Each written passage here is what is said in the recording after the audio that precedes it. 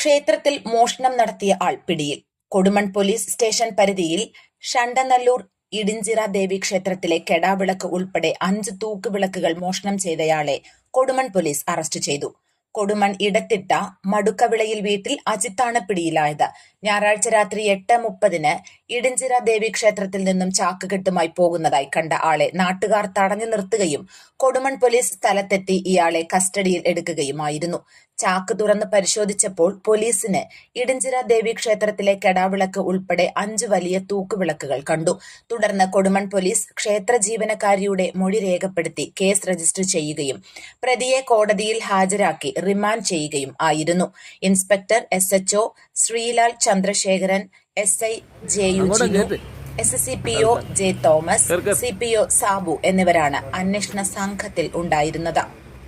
News bureau, Pathanamthitta.